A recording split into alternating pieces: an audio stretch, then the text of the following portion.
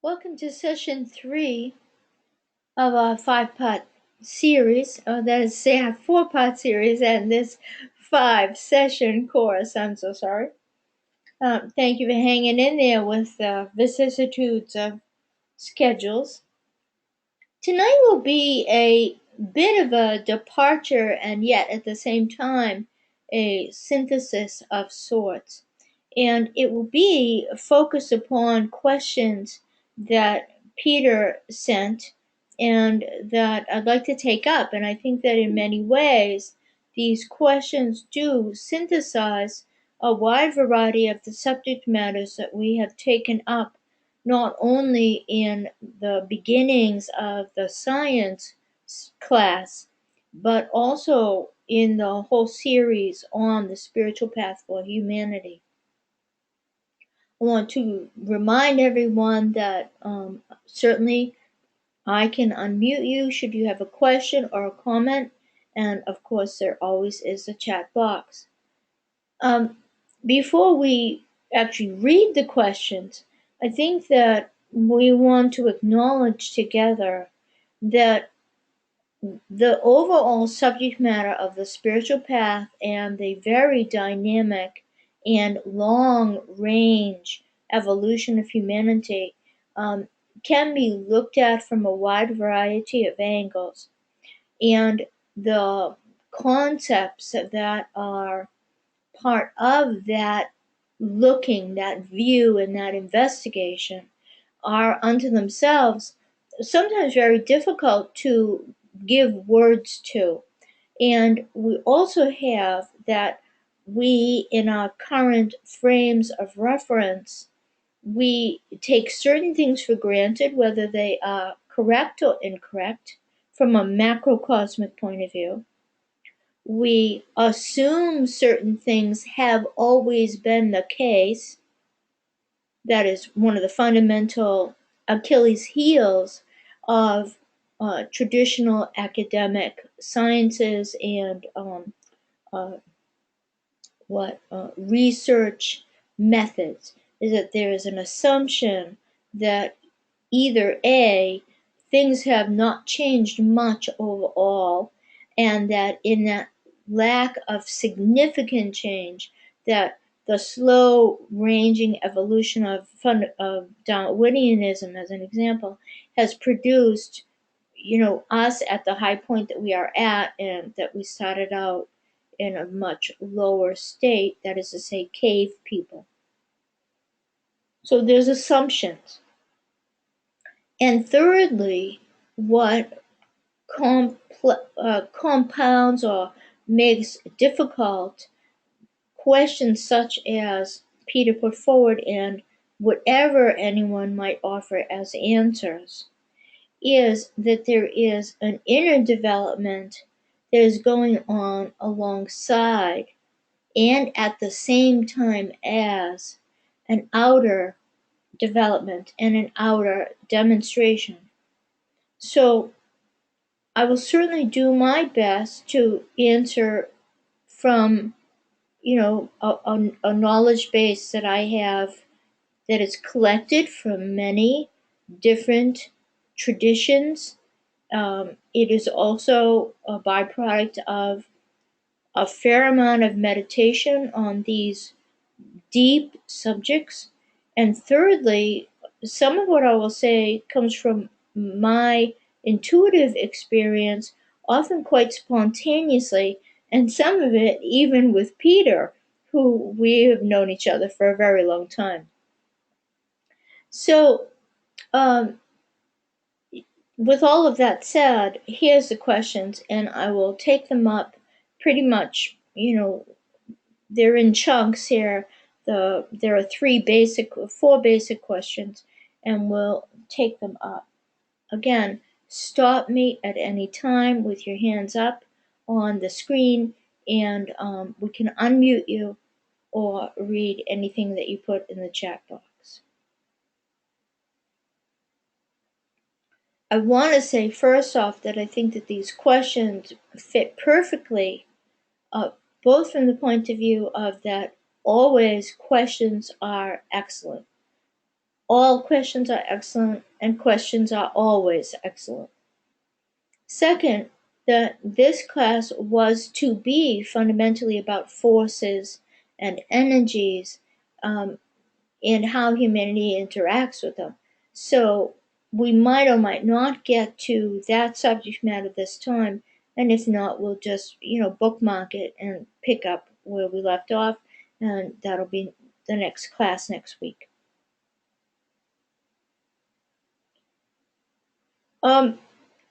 First, I think that again we have to take a non-Darwinian approach when we look at questions related to who and what we have been.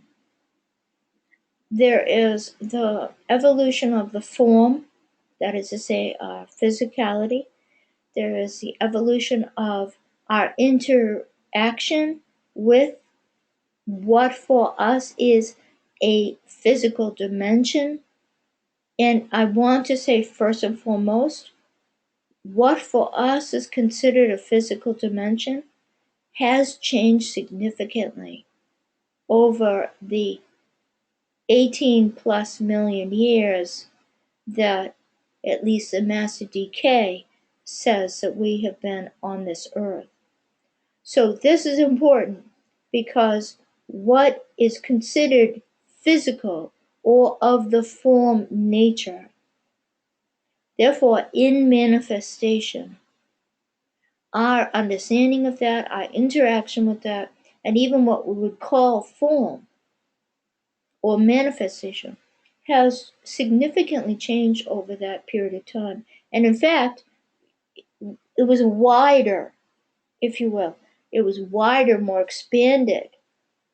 There was more range to that definition the further back we go. So were we human in the sense that we are now?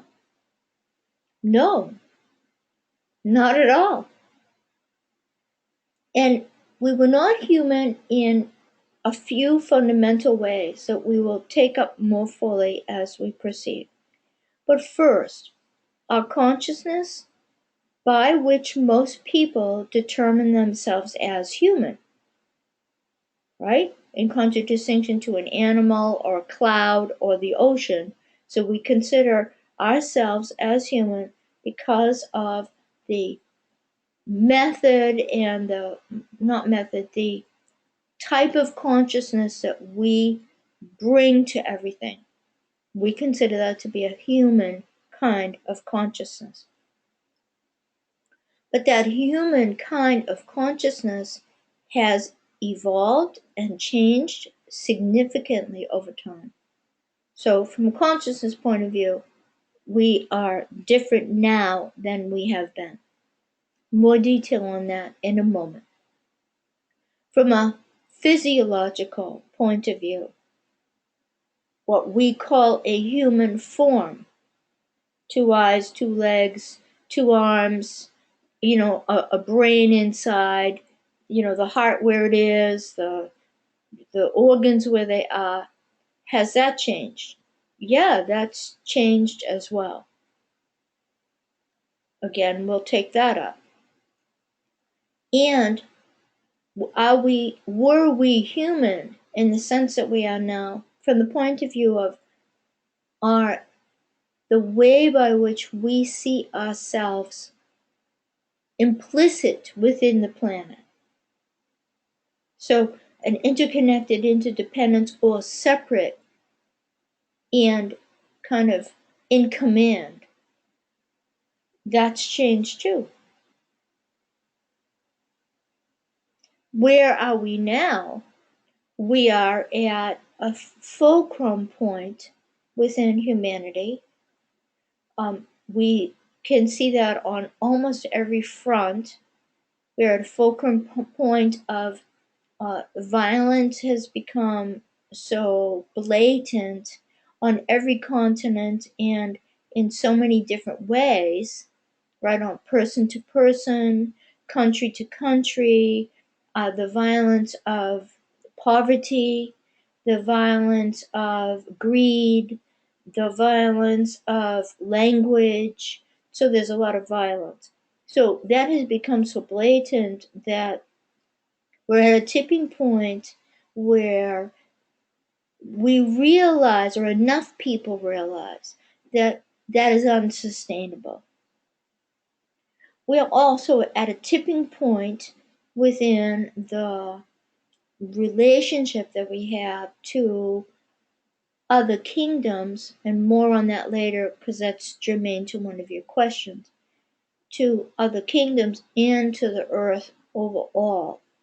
Again, because it has become blatantly obvious that the methods by which we are conducting ourselves as a humanity is not serving the planet and also not serving other kingdoms overall. And although our motivation is fundamentally selfish, that is to say, it's selfish that got us into trouble, and it's selfish as to why we, as a collective, we want to change that. We want to survive. Nonetheless, it's a tipping point. And thirdly and lastly, you have that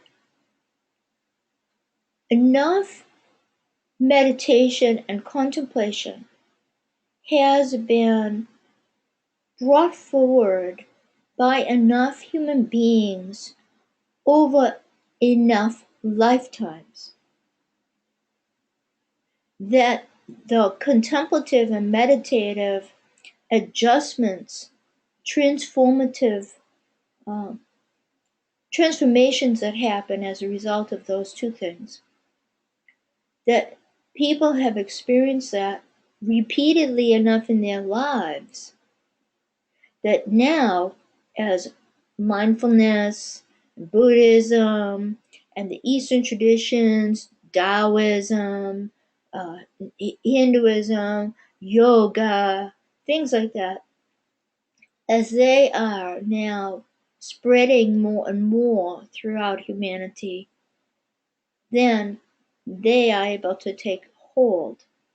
And that then brings forward the consciousness of humanity in a more full range. So those three factors are very important as where we are now.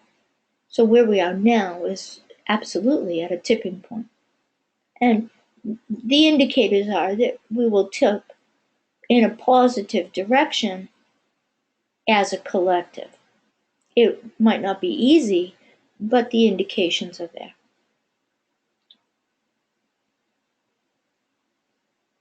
You asked about the nature of our substance. What is it? How has it been? I find that over the years, I was, of course, I've taught from this model. I'm well schooled in this model, and some of you are also. However, I think that the seven plane model and its subsequent subplanes is actually a very cumbersome approach by which to respond. So I'm going to use a different one, but I want to honor it and say that your question could easily be answered from there, but I think we'd get bogged down pretty fast. I instead want to offer a divine triplicity of a non-conditioned state, and one could say that is equal to awareness as it is, pure being, and pure energy. So if anyone is taking notes, as awareness as it is, which does not have to be, like super high monadic. We don't have to use those words. Just awareness as it is, on any level, in any way, in any capacity. It doesn't matter. And non-conditioned then would speak of the energy of that and the freedom of that, like a free state, non-conditioned, non-constrained, non-limited, like that. Second way of looking at this and answering your questions about substance, we would add a second aspect, if you will, of bliss and harmony. And then a third of manifestation itself or form itself. I think it is very important before we proceed that we understand that any synonyms to the terms bliss or harmony, for instance, peace for harmony, unity, equality, right? For bliss, you might think of joy, sparkly, iridescence, dancing, think of whatever synonyms and related terms that you can, and those apply. For manifestation of form, we want to always have an expansion of that idea in our mind. That manifestation can be a very refined, a very ethereal, as well as a dense or coarse, something like that kind of manifestation. And that form is not only concrete, meaning that as a double entendre, but form is anything that is not formless, like without form. Formless without form. Okay? So let's keep all those kind of expansions in our mind. So we are familiar, minimally, from this series of courses, that there were previous root races, previous focuses of evolution for humanity. And that's an important word, a focus of evolution. So something, or a set of things, which is really what it was, a set of qualities, a set of abilities were in focus. And that's what we are going to look at now.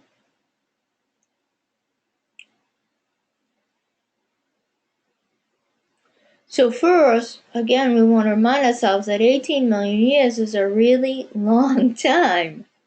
A really long time.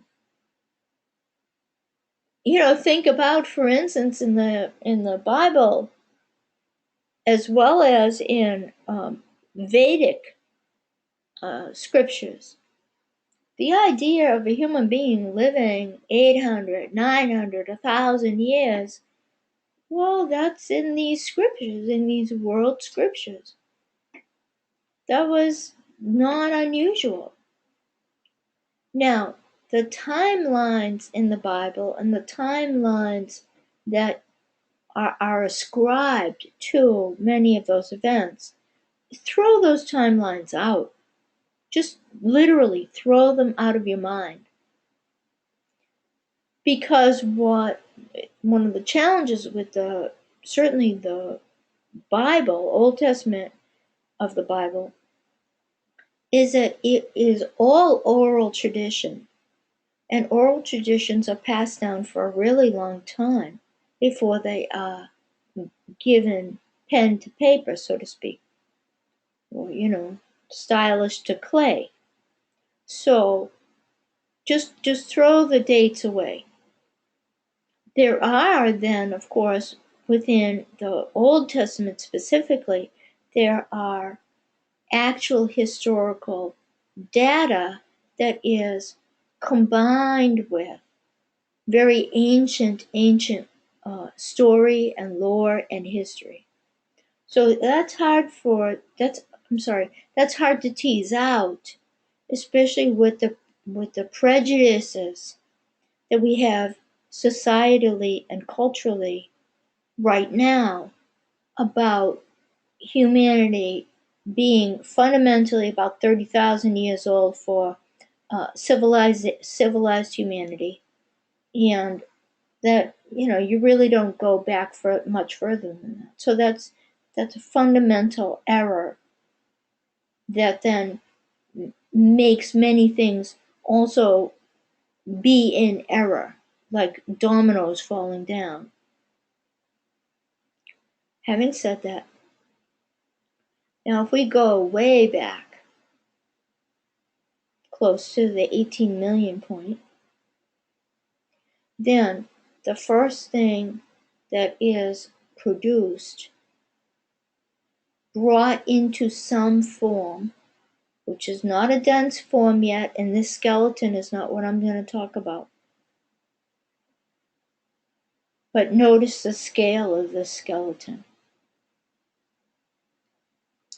But what is first brought into some ethereal semblance of form is a body type. It is an experiment by consciousness itself.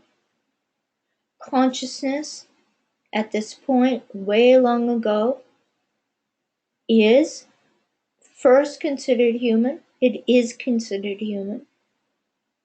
It is going to manifest through a new kingdom, brand new kingdom, never existed before on our planet. And it's going to bring forward, first and foremost, a first-rate body type. And that first-rate body type is going to demonstrate first on the higher planes. So I don't want to lose anybody, and I also don't want to get bogged down. But I want to try to respond to your questions, Peter. So we have to imagine, unless we have intuition that can do it, we need to imagine that form can be very refined and very ethereal and, like Buddhic in nature even, if that word means anything.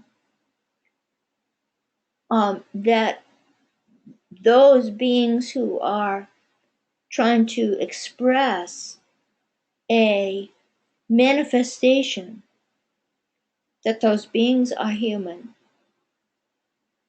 that the world, going back that long ago, the world was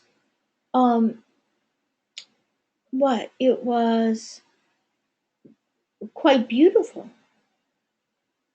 Quite beautiful. Continents, some of the continents weren't in the same place. Things like the Great Lakes and just lots of things weren't in where they are now. And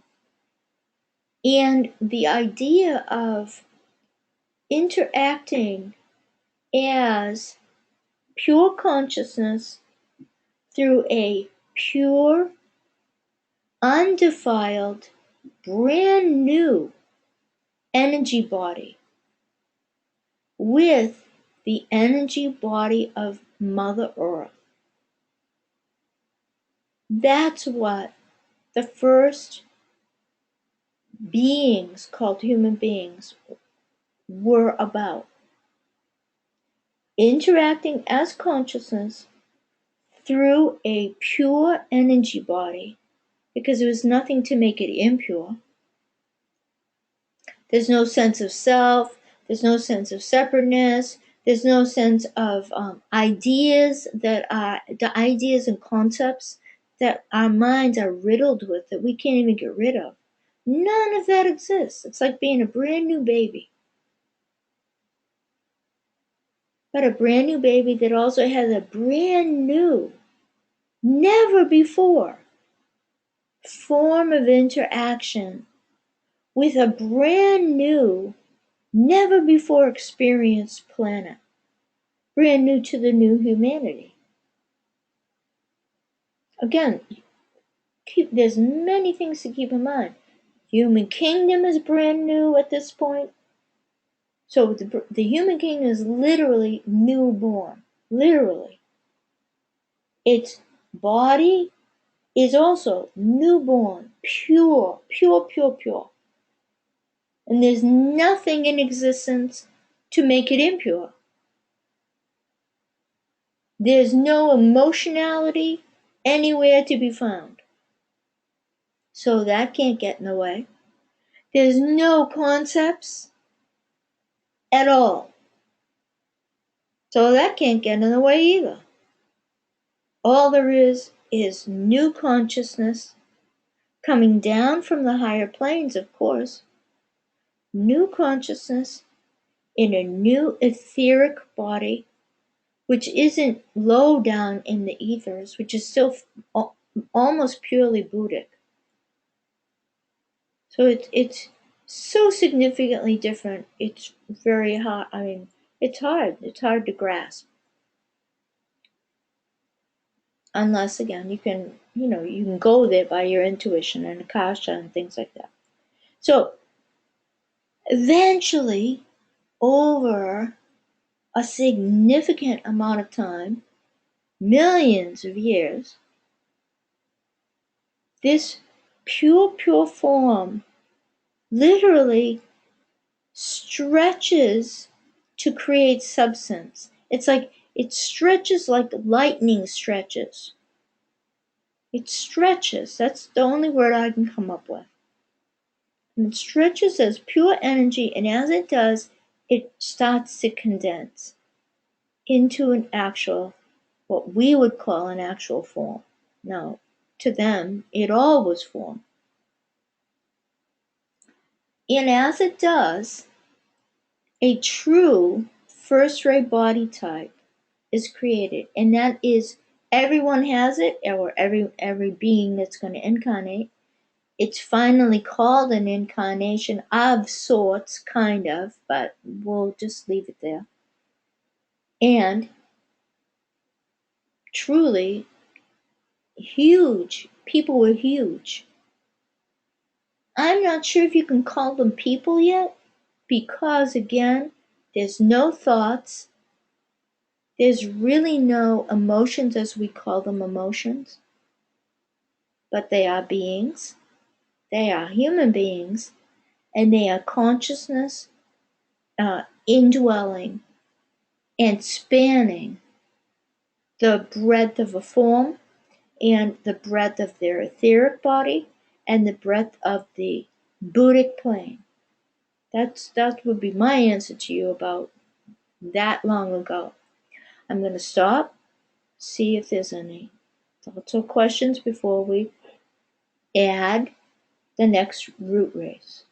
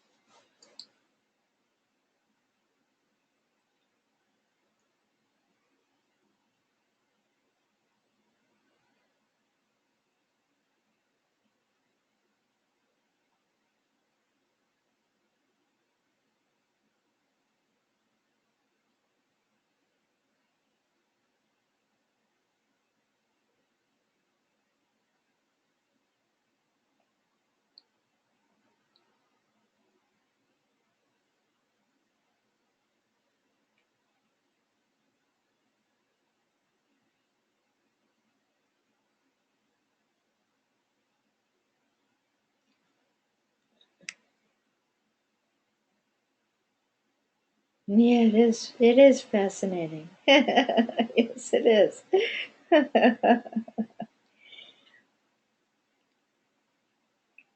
I hope you can see the words here. So now we move into the beginnings of the next root race, which classically is called Atlantean. First, I think it's important to try to undo from our minds many things that have been said about Atlantean root race. a lot of it is quite fictitious and quite imaginary and has no basis in truth. Also, just like the Lemurian root race, which is the one we were talking about, the what do we want to say? It's a very long period of time. It is classically understood that there were three divisions, if you will, three sections of the Atlantean root race, and that a great catastrophe or debacle ended each of the three phases or sections. I would agree with that. Not that it matters that I agree. I don't want to say it that way. But my point here is that there are a long period of time. There's a lot of evolution that goes on there, just like there was in the previous root race of Lemuria and the Hyperborean before that, etc. But also that from one kind of epoch to the second and then to the third, if you will, there's big changes within humanity. So although the Atlantean is considered one root race overall, we should really almost consider it like three distinct sets of evolution. So that's an important parenthesis. Now, what we look at is a seventh ray body type, and I'm focusing this way: first ray body type, seventh ray body type, and then I'm going to do a third ray body type because this lends itself to the fullness of the idea of humanity taking form and humanity demonstrating its interaction with physical dimensionality overall. And furthermore, it can be a good way to look at how physical dimensionality has decreased in our consciousness. We started out with it being very expanded. So expanded that when we actually began to take on a form, create a form, that literally the form was gargantuan. And then easily so, when we were bringing forward harmony and bliss through now the manifestation and expression of actual sentiency and a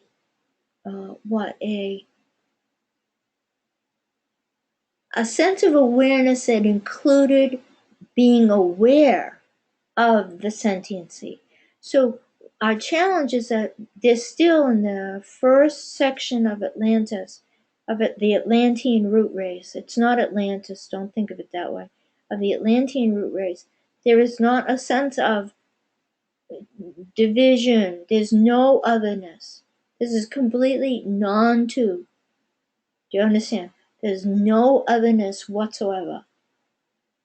So this sensitivity, which a seventh ray body type will provide, this sensitivity was holistic. Every part of the human being was collectively sensitive. So, we have, for instance, in science fiction, the idea of the Borg and like from Star Trek, and this collective organic, kind of hive mentality. Well, yes, that kind of thing was within this root race, but you would more consider it as hive or colony insects, where there truly is, everyone is functioning only for the holism of the whole. There is no single identity. And even when the bee has found a new meadow of flowers and comes back and does their little wiggle dance, the bee is really unaware of individuality. The bee only knows its joy and its bliss, and so their communication is literally a dance. But the bee has no registration of single self. No, none whatsoever. And so if you can kind of sense into that, of somehow an individual, what we would call an individual bee, as an example, really having no individuality, that we are projecting that individuality onto the bee. So if you can tease that out somehow for yourself, that will help you as a listener to get a sense of this non-otherness.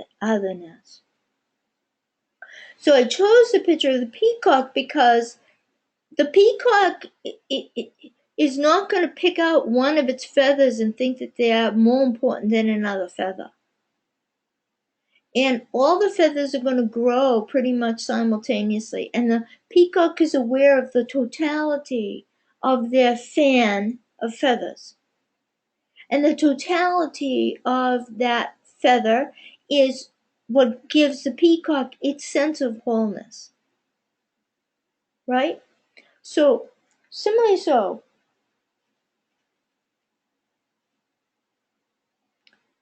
human beings in this time frame, this is the first section of the fourth root race, classically called Atlantean.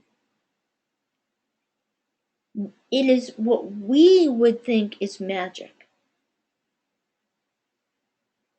Everything communicates with everything else. There is no division in any way. So there's no language is needed because everything is completely telepathic.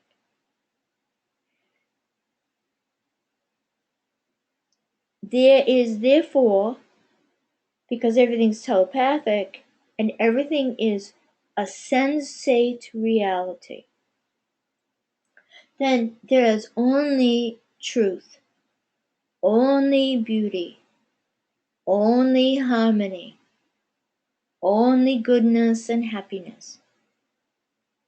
And because there is nothing that conditions that, nothing compromises that, nothing is yet in existence to get in any way of that, then this is truly Eden. This is, truly, like, before there was any division, nothing. There's no sense of male, female, nothing, no otherness, none to. So there also then is no desire. There is no want. There is no lack. There is also no sense of abundance because that requires a sense of lack. But there is, of course, perfect abundance. But there's no identification of that. Okay? And all of that I'm putting under, not under the category of sensate, but the seventh ray body type also is what got developed in this part of this root race, the fourth root race. this body type was completely sensate. So, as an example, if the body walked past a plant and the body was deficient in iron, let's say the plant was a nettle, the body would know that that plant would give it iron. And so all herbal medicine, all plant medicine, everything that is like that, all came from this time of complete telepathy and union with all in the natural world. So that's come down to us over literally tens of, over 10 million years. That's a long time to pass that wisdom down. And furthermore, we still need those plants, and we still have that sensate relationship to earth and to the fecundity of earth, because we existed in that first time of that root race. You understand what I'm saying?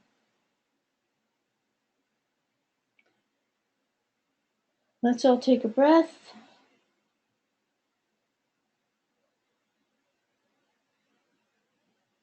The second part of the fourth root race started to introduce otherness, but it wasn't a problem. There was no negativity, to use a contemporary word.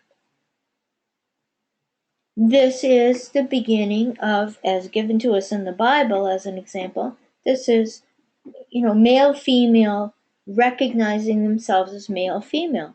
But if you know Genesis, there was this time frame where they didn't know they were naked and everything was happy and they were equal, completely equal, and all of that. So although that's very short in Genesis, that section, but the fullness of what it's trying to report, again, lasted a very long time.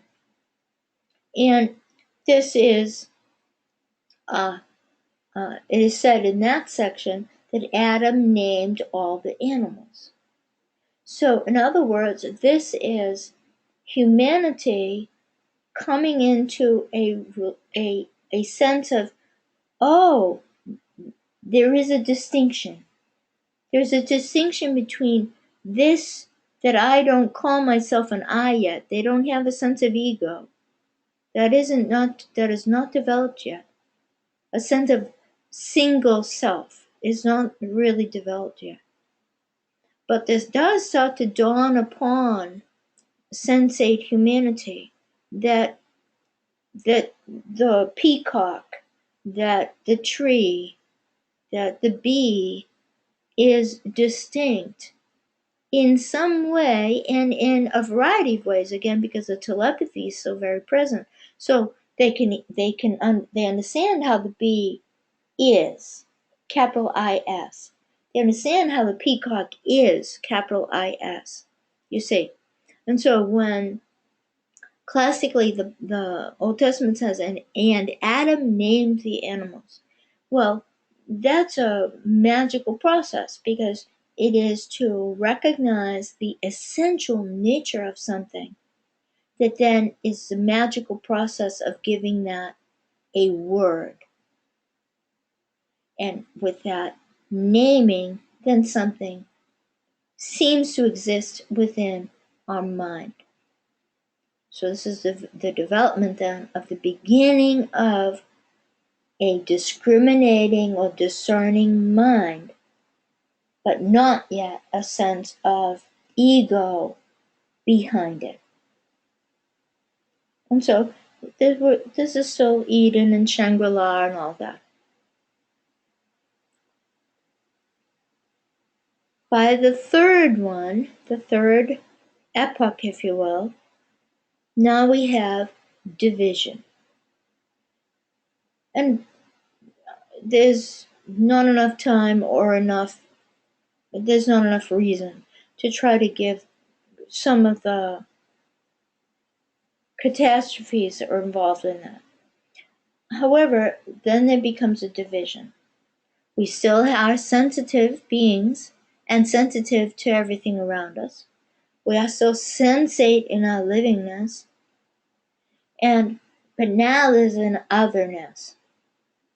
And the distinctions that then start to take place within us then create desire, passion, lack, or abundance, and do all those kinds of things.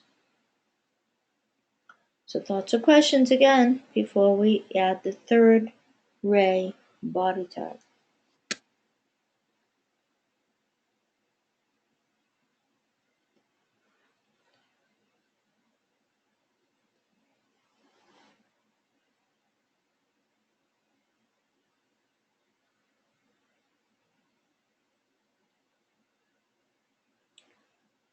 Peter, I see you. Yep, hold on. Let me go to the questions panel there. Peter writes, so in thinking about the Earth itself, the continents were separating what was known as Pangea over 250 million years ago. Is that correct? Yeah, the continents have done a lot of change over a long period of time. I don't know if what academia says has happened, like Pangea, etc. You know, the only comment I have is that they're looking back through particular lenses. They're looking back through what they understand of geology. But that understanding of geology is fairly immature, actually. There's a lot, not that I could teach a geologist anything, but there's still a lot in the information base by which they are then kind of predicting how things have gone. There's a lot in the information base they're working with that isn't necessarily so, and it only is working with the densest of the dense. It's not working even with energy, like ley lines and things like that, included in their thought process. So, again, I think that a lot of things, this is an opinion. I think that a lot of things that we've been fed since we were in school are fundamentally incorrect, and then there are things that are partially correct. And it is simply the wise person that tries to sort out what's factually incorrect and then sort out what's partially correct and kind of ponder, meditate, contemplate, read widely of the world to see what their ancients have said, what has been passed down through their ancient lore, and then put it all together. And in that regard, I would highly suggest that if people have not yet watched Symbols in an Alien Sky on YouTube, I highly suggest that you do, because it's worth it. It's worth taking the time. Okay, so let's add the next one. So third ray body types. So coming out of this third debacle, this third epoch that was catalyzed by a catastrophe and then completed in a catastrophe, right? Catastrophe on both sides. And it itself is also a long period of time. It's at least hundreds of thousands of years, like serious hundreds of thousands of years. So then you have, and probably places like Cappadocia, places like the Great Wall megalithic structures that are almost imperceivable because they're so eroded and so much geology has happened around them or over them. Like, you know, like, well, I'll just finish my sentence. So those are probably from this third epoch. And a further evidence that they are from this epoch is that this epoch also contained or had as part of its events things like Sodom and Gomorrah, things like, great meltings of stone cities and misuse of ley line energies. And this epoch is where the Vimana, Vimana, which come out of the great Hindu uh, myth of the Mahabharata, and it speaks of, flying chariots and flying discs and the gods having wars in the sky and things like that. So these are all, um, an epoch and a time when there was great utilization of magnificent powers born of the earth, where people lived in cities of stone, like Cappadocia as an example. Um, and that one happens to survive so that we can see remnants of it, whereas those places were all over the world. Um, and also, there was a great capacity to use the powers of the earth as power for the good and as power negatively. For the most part, it was used for the good. I mean, if we think about an epoch that lasts, you know, hundreds of thousands of years, then for the most part, it was good, punctuated by, hardship and difficulty. But by the same token, it was during this time that the classical piece from the Old Testament of um, what is it, the daughters of men, and the beings of light, and how, you have Cain and Abel, and Kubal Cain goes and creates a whole technologically advanced civilization, and that ends up being the ruin of then known civilization. So that needs to be put into the context of, yeah, there's truth around that, if you know what I'm saying. The detail is not where the truth is. The macrocosmic piece is where the truth is. So before just leaving that, so first off, that's where the three primary body types for humanity have come from too, right? So that's pretty cool. We carry with us those three body types. Then I want to take, well, here, this is a good point to just stop, take 5 minutes. Everybody, if you would, walk away from the computer, get a cup of tea, do whatever, and come on back.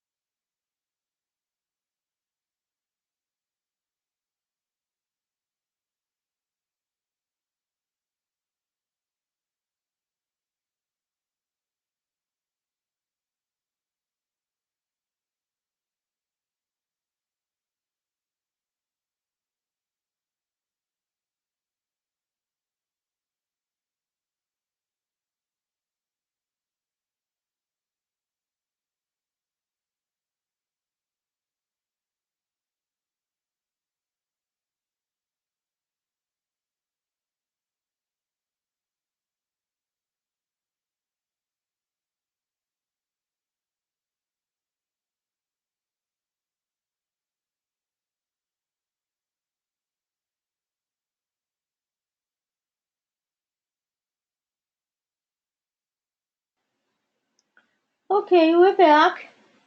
I hope you are too. And if there's anything new that wants to be talked about, you can give me a flag there. Otherwise, we'll just keep moving along. Now, because both Sandra and Peter already have question marks next to your name, if you put up a new question, I won't know that because it doesn't indicate new question. So if you want to put down the question mark.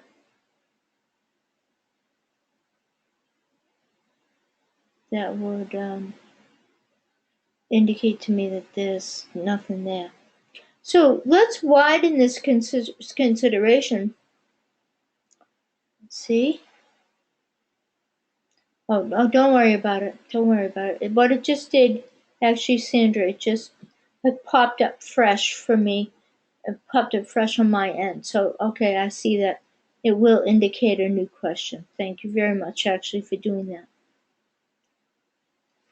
So without, adding really any more detail, but to just now say that the first, um, the root race Lemurian and even the Hyperborean before that, that this type of manifestation of humanity being new, a brand new kingdom, I mean, it can't be emphasized enough, is by nature essentially energy,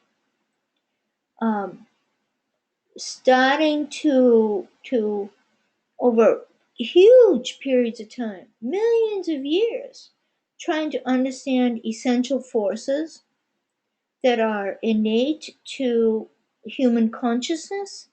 Like, what is this? What is this thing called consciousness?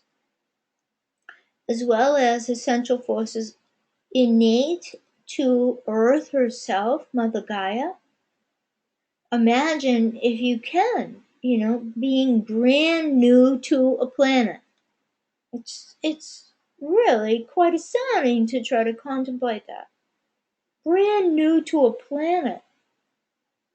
And that the planet herself is, of course, always in evolution. And part of her evolution is the how the various kingdoms are evolving within themselves, because they are her organs, they are her cells, they are her circulatory system, etc., to use an analogy.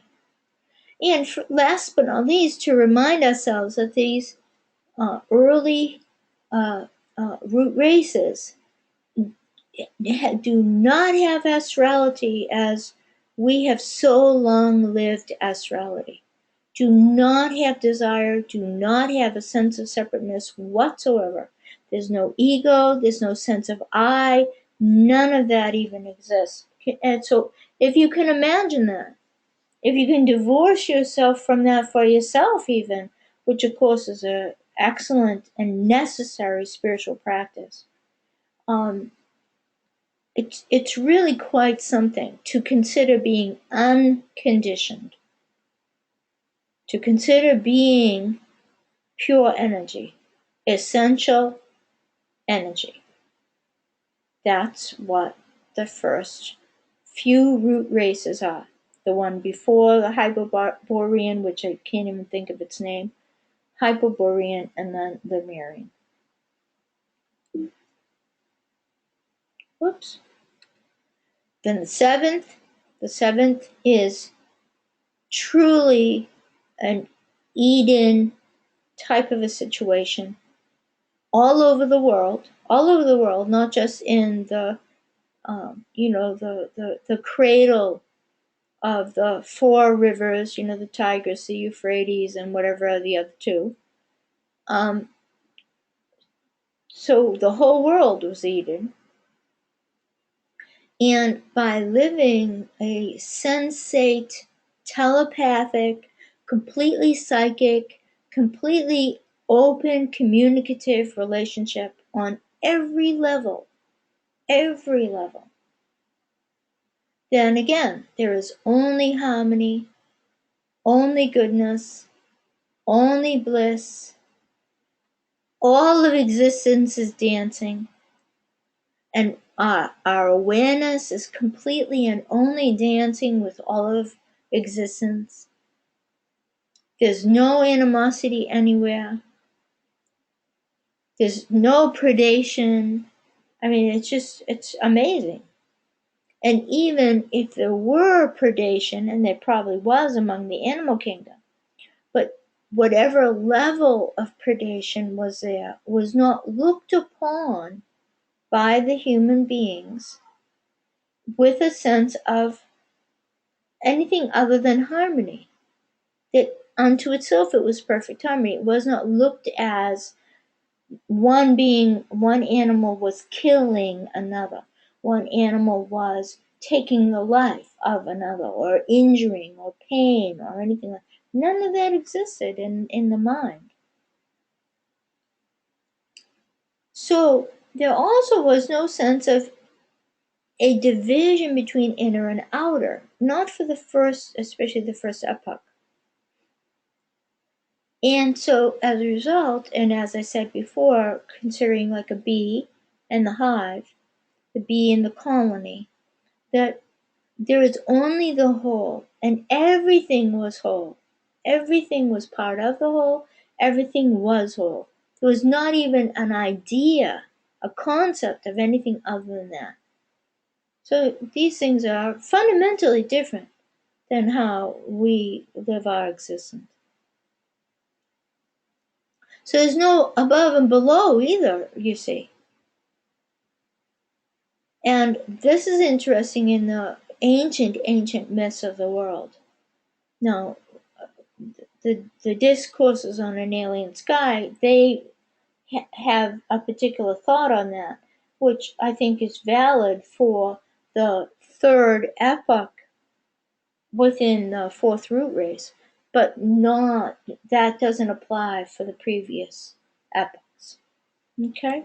So the basis of life was harmony. Then we have the third debacle and the third crisis and division and sense of self, not in the way that we live it now, with ego and pride and arrogance and all that. Not with that confidence and the ability to use our sense of self for the good for others too, right? For virtuous things. This formed sense of self is not what we're looking at here, but instead simply a sense of division, separateness, distinction.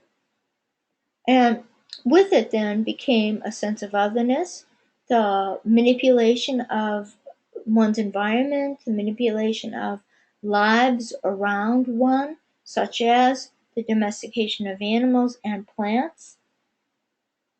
This took a very long time. But how could it even begin? It could begin because we came from a sensate, unitive existence with all plants and all animals. So we already knew psychically and in a sensate way how to fully understand all plants and all animals. So when there was a shift within the consciousness of humanity, and some human beings chose to use that sensate psychic understanding of their brother sister animal plants, that was done with kindness and for the betterment of the whole of a village. It was not done with any harshness nor any punitive anything.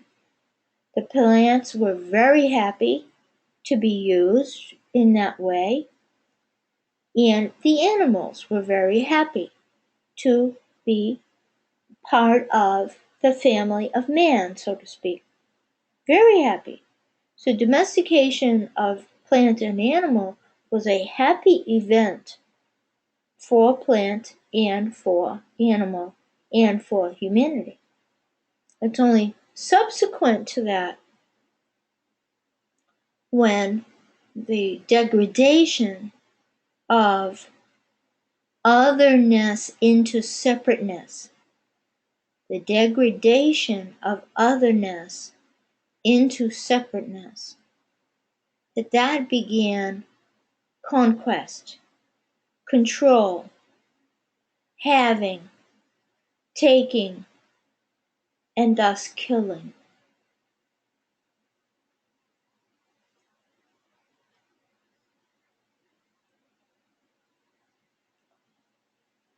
Peter also wrote and asked about the vegetable kingdom being further along in evolution than humanity.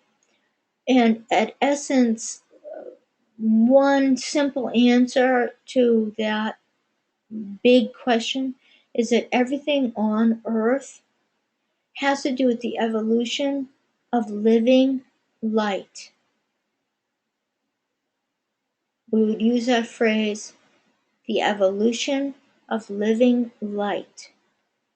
And we would use that phrase in every way that one can. So you put the emphasis on each of the words, and as the emphasis is put on evolution, then you contemplate what that means. If you put the emphasis on living, then that means something else. You put the emphasis on light, that means something further.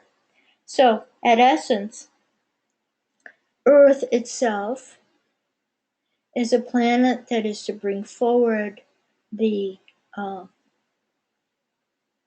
pure lighted energy of self-aware awareness through everything that's in existence. This planet is a training ground for bodhisattvas. Bodhisattva, although it comes to us largely from Buddhism, is not a Buddhist term. It's a Sanskrit term, so it predates the Buddha. And bodhisattva has to do with the Buddhic. Bodhi and Buddhi are the same. So it has to do with bringing forward the Buddhic energy, the Buddhic quality of self-aware awareness through everything in existence on Earth. So Earth then is a great Buddhic training ground or Buddhic evolutionary planet. All evolution on Earth is to develop the capacity for Buddhi. And the plant kingdom happened to have done that quite some time ago. And as it developed the capacity to manifest and express Buddhic nature, Buddhic energy, Buddhic awareness, then all its forms and all its ways to express itself then could come more fully online. And so that meant that then the highest aspect, if you will, the monadic nature of the plant kingdom as well as the formed nature of the plant kingdom could both ripen, could both come forward very fully, because the fundamental purpose of the plant kingdom had been manifested according to the fundamental purpose of Earth herself. I hope that's clear. That's as simple as I can put it.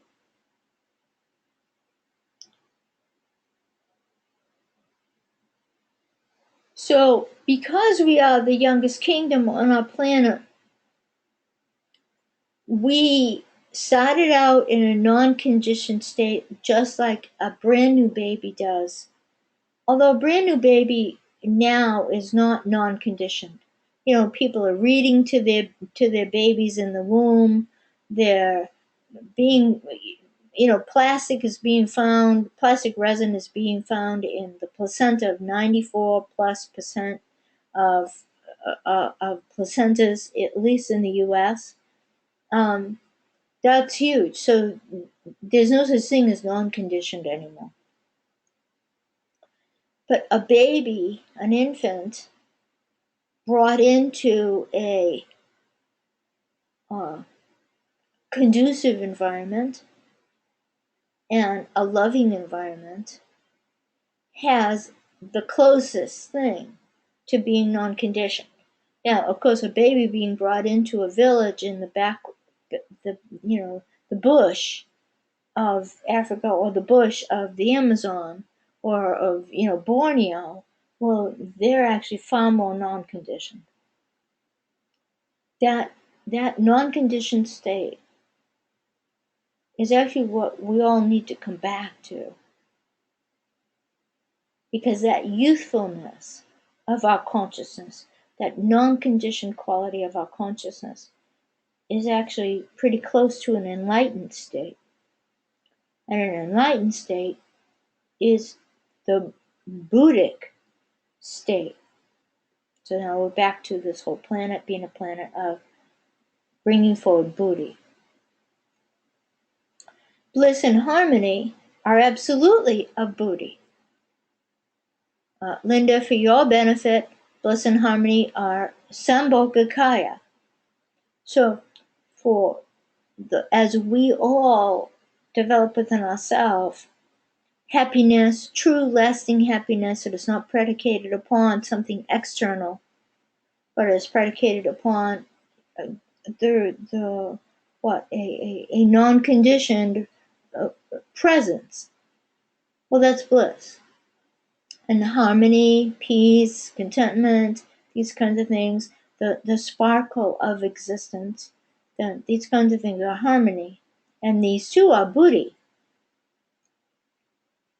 So as we live that in whatever way that we do, then we are bringing forward this youthful quality of humanity into a mature state, such that the manifestation of form, inventions, so many inventions have to do with clarification, have to do with illumination, have to do with understanding forces and energies. Well, these are all, again, Buddhic in nature as far as inventions and discoveries. They're also Buddhic, for instance, botany or geology or things like that show us or reveal to us the interdependence or sameness, the principles of sameness that pervade various kingdoms. So that's Buddhi as manifesting through form. You understand what I'm saying? And even like some architectural design and things like that are still Buddhi manifesting through form.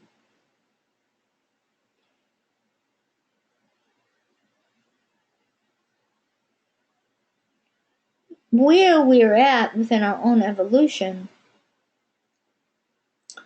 is a curious state. We have developed such a sense of separate identity that we've then put that upon everything else. And that will be the next kind of epoch will be to dissolve that very hardened sense of single self-identity. And that'll take time, because it's not just, like various kinds of practices in the world, spiritual practices that help us get at the sense of self, undo the sense of self, empty the sense of self, these kinds of things. So those are all, yes, included in what I'm saying, but as a collective, by identifying ourselves even as humanity, as an example, we have separated ourselves from the unity that is life on earth, that is Mother Gaia.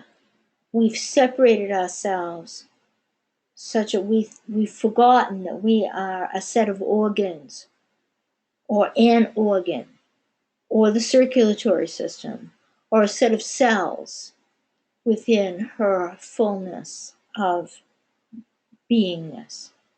And we've forgotten, most human beings have forgotten, that we are here purposefully, and that purpose has zero to do with ourselves.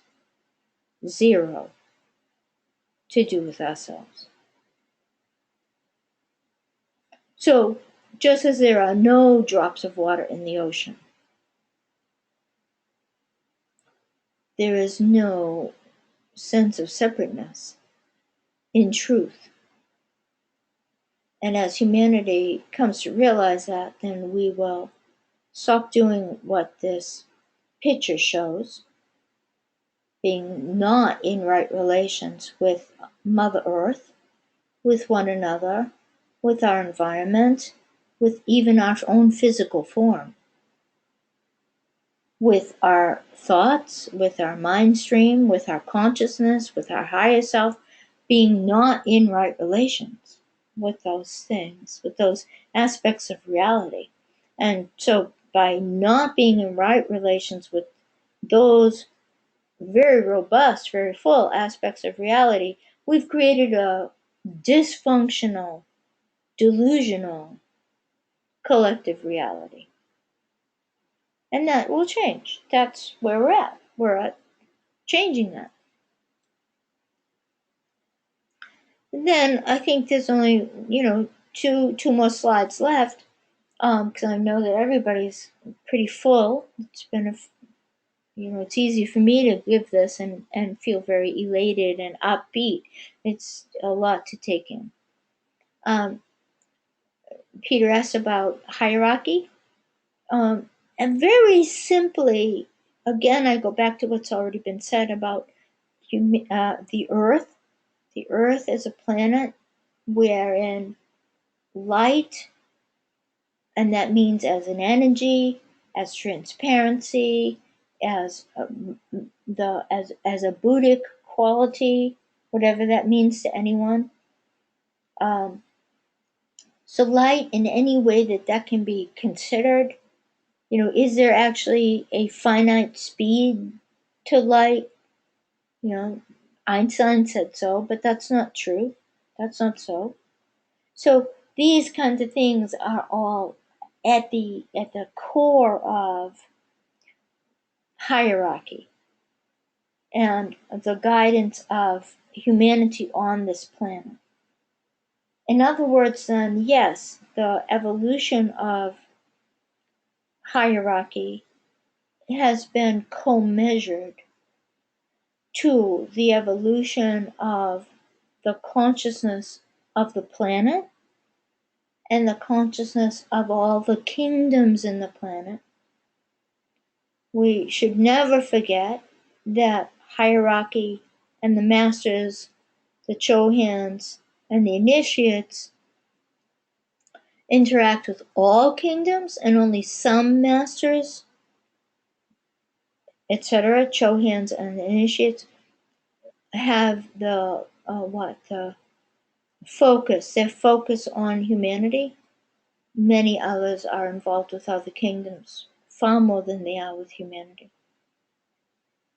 So everything simply is to bring forward a transparency of awareness, and to have all manifest expression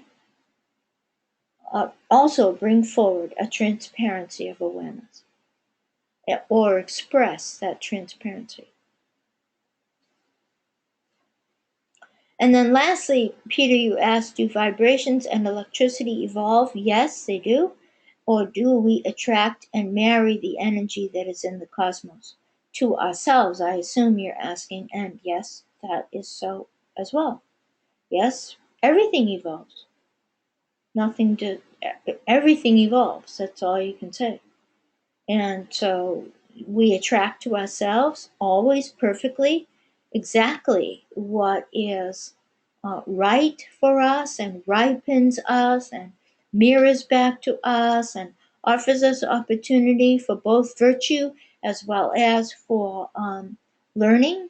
And so, from the point of view of attracting and marrying, yes, 100% of the time, every single day, every moment of the day. And by the same token, do vibrations and electricity evolve? Yes, categorically. And we are part of that evolution.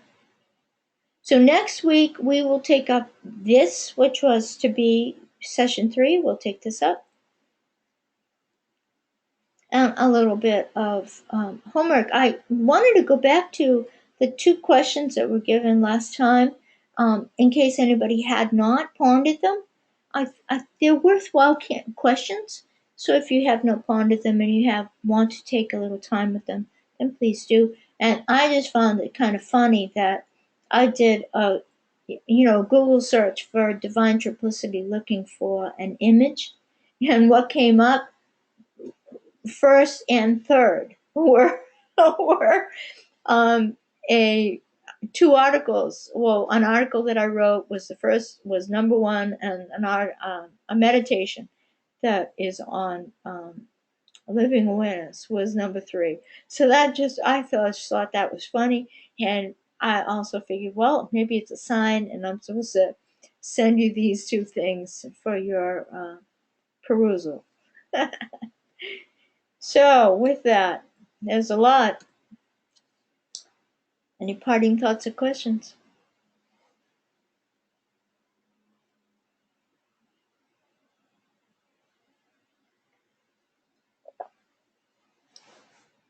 Peter, I hope your questions were answered.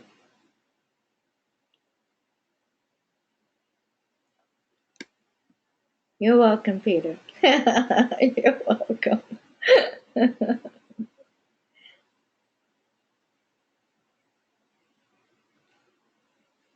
All right, everybody, have a good night.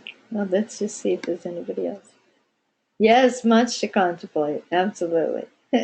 Such is life. Love you all. Have a great night and a great week.